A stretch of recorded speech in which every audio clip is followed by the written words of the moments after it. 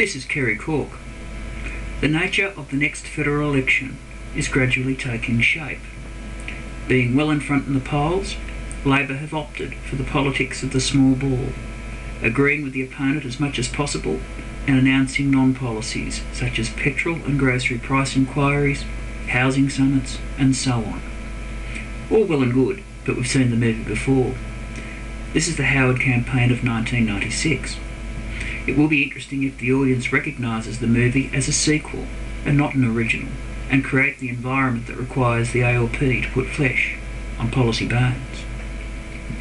Meantime, the Liberals, the erstwhile party of states' rights and small government, has had somewhat of a sea change.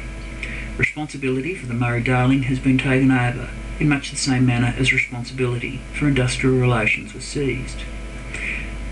Even the ACT government is being bullied to conduct external examinations in Year 12 or face the loss of federal funding. The states have been taken out of the public housing picture. The local hospital at Devonport is being funded by the feds directly, with other communities encouraged to have their problems solved by having federal money thrown at it. Despite what the Prime Minister says, there does appear to be a pattern of the federal government taking over responsibility for just about everything, with money being no object. And this is a risky strategy, as it really challenges some of the most basic policy premises of the Liberal Party. Now, John Howard might be right when he says that people don't care who funds services so long as they are provided. But what if the Libs lose this upcoming election? It makes it difficult for the party of small government to mount a credible policy attack should an ALP government adopt a loose fiscal approach, say, just before an election.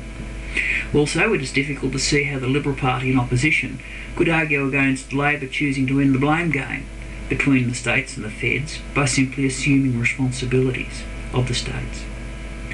Small government and a diffuse federal structure are the bedrock beliefs for the Liberal Party. For their sake, Howard had better win the next election. For defeat could mean years in the wilderness as they work out who they are and what they stand for. This is Kerry Cork.